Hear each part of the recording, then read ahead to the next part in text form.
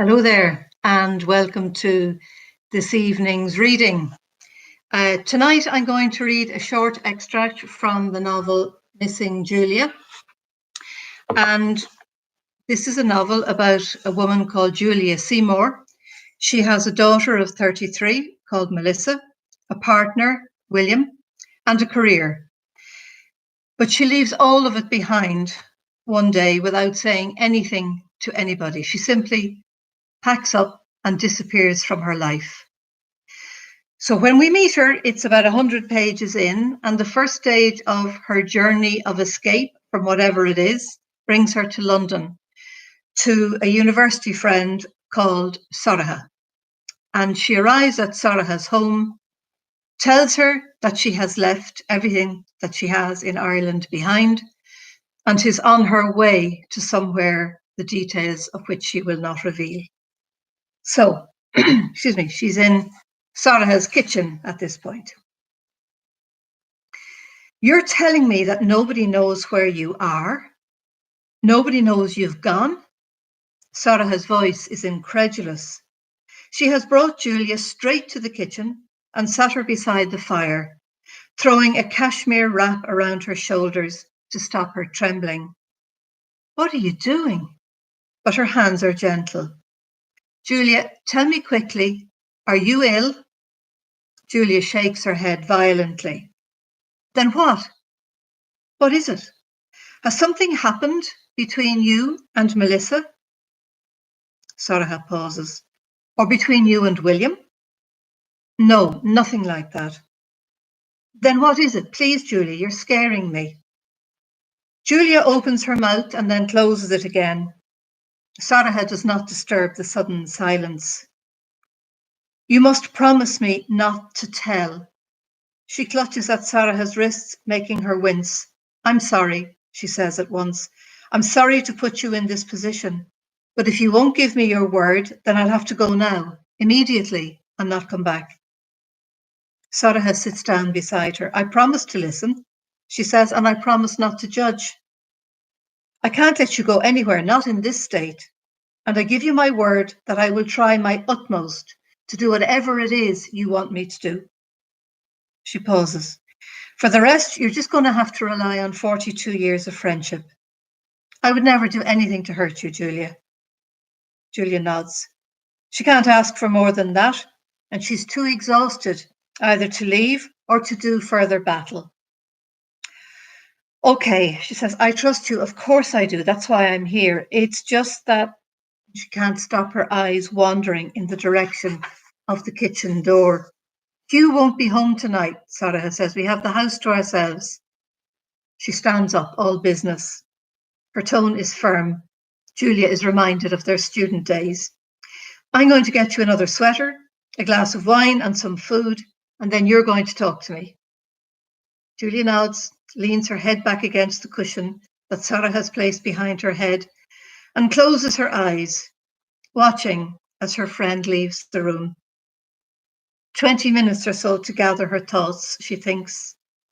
20 minutes after so many days and weeks and months of fretful activity. That would be good. It takes Julia a moment or two to realise where she is. The light is dimmer than she's used to, and the fire crackling quietly is not something that she recognises. Startled, she sits forward and the chair rocks violently.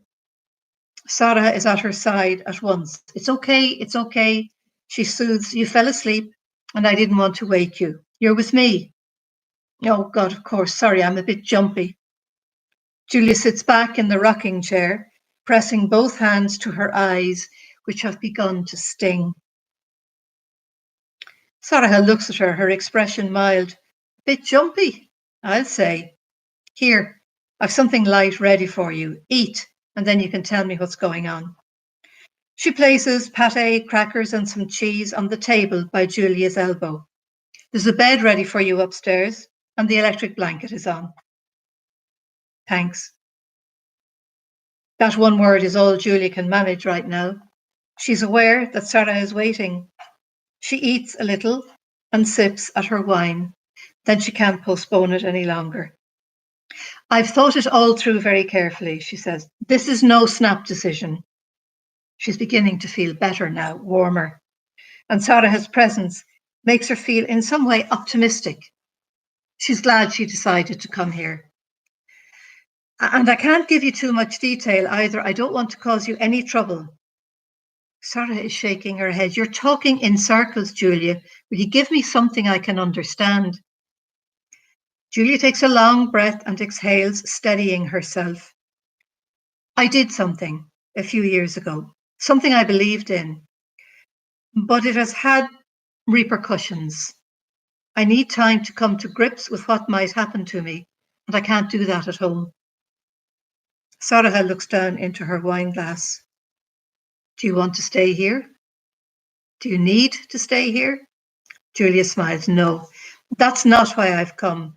I've already arranged where I'm going. I just needed to see you before I went, to tell you.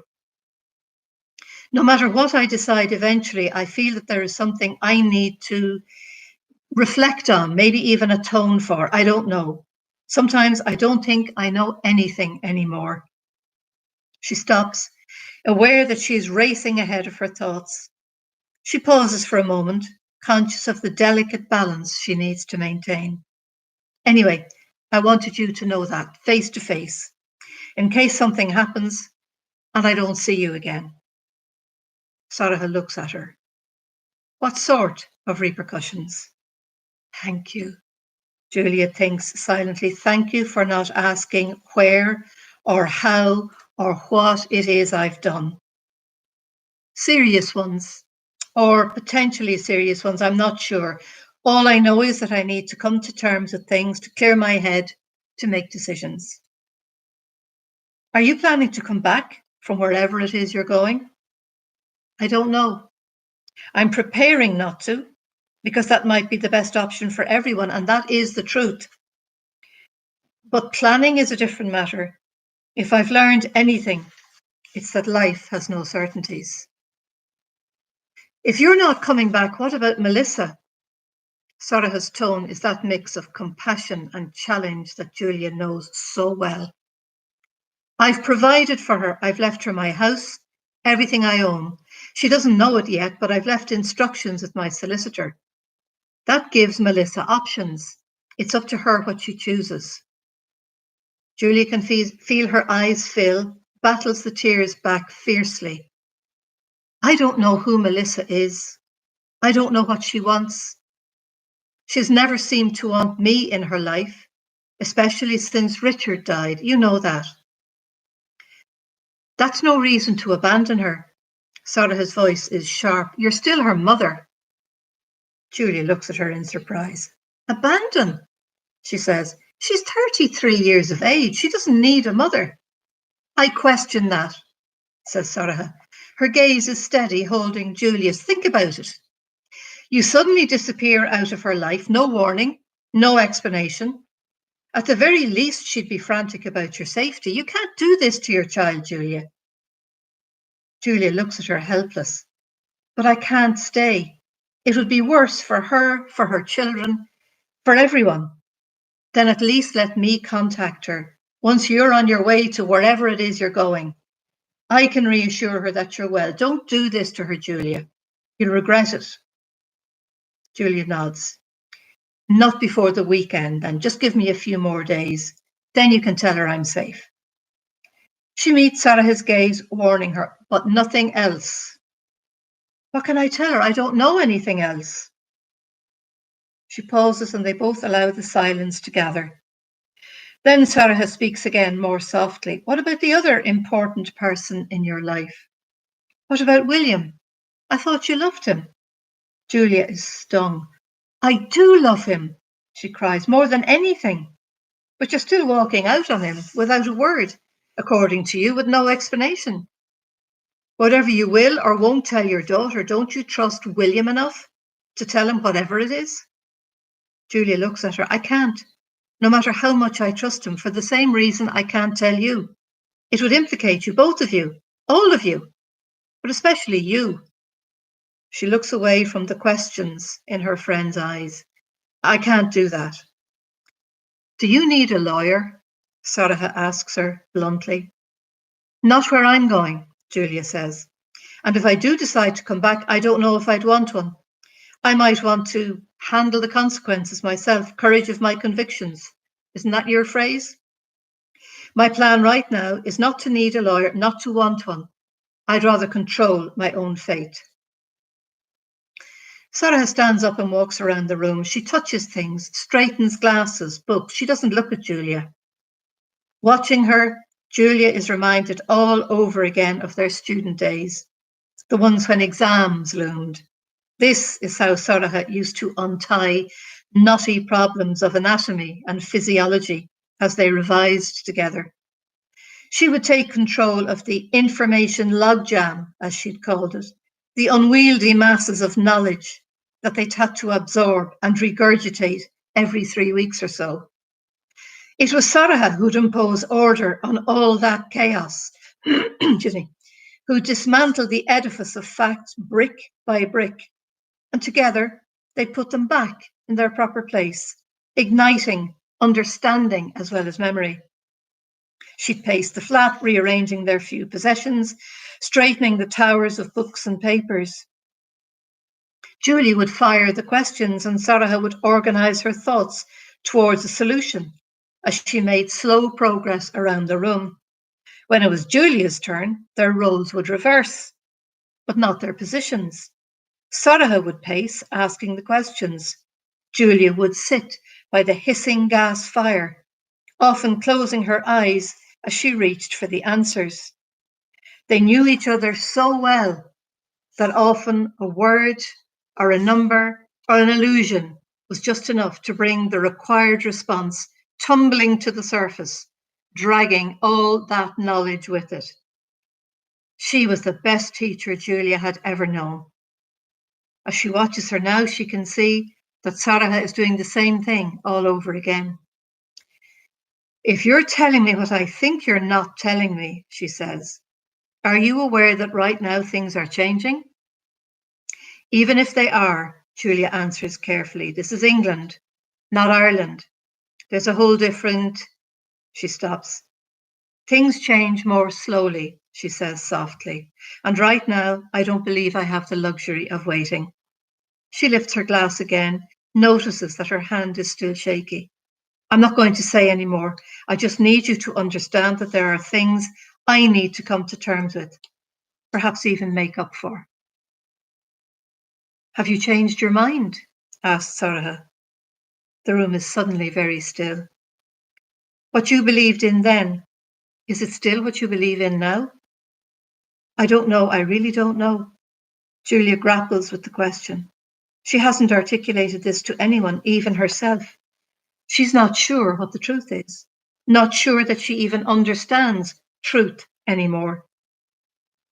Part of me says one thing, another part says something else. Part of me feels guilty for running, another part feels full of conviction. I don't know anything. She shakes her head and looks at Sarah appealingly. It doesn't feel like running away, it's much calmer than that. In a really strange way, I feel as though I'm running towards something. And what about those who love you? Asks Sarah quietly. What do I say to them if they come looking? Julia looks at her blankly. Why would anyone come looking to you? Sarah smiles. For exactly the same reason you've come, because we've been friends forever. Melissa is not stupid, and neither, I suspect, is William. They'll put two and two together, either with one another or on their own. Julia won't meet her eye, but I've left no address book, no laptop, nothing. Sarah sits down beside her again and takes her hand. You've never really understood the sort of loyalty you inspire. I saw it with friends at university, with patients when you were a junior doctor, with colleagues. You make strong connections with people, Julia. I very much doubt that William will want to let you go, or Melissa. At least not without a fight. Julia draws her hand back from Sarah's. I'm not telling you any more, she says suddenly. That way you won't be able to give any information no matter who comes calling. She stops, aware that she is withholding something important from Sarah. Telling her will only make it real in a way she's not sure she can admit, but she can't evade it any longer. Not with her friend sitting so close, looking at her with such sympathy. And you're right, of course, William will come looking for me. I was too cowardly to make the sort of complete break I should have. Soraya waits. Julia rushes on, words tumbling now. I've left him messages, oblique bits and pieces that only he will understand. I'm hoping that by the time he finds me, I might have a better idea of what to do. She draws one anguished breath. And if he doesn't come, then the break will happen of its own accord. She looks at Soraya. I told you I was a coward. Soraya shakes her head. I don't believe that for a moment. And I still don't understand why you couldn't have trusted him. It feels as though you're testing him. Are you testing him? Julia feels grief gather again at the base of her throat. I don't need to test him. It's not that at all. Something has happened to push me. If it hadn't, I might have told. I thought you said you'd thought all this through. Soraya's tone is challenging again, that it wasn't a quick decision. Now you're saying, I've said enough. More than enough. Please, Soraya, let me come to grips with this in my own way.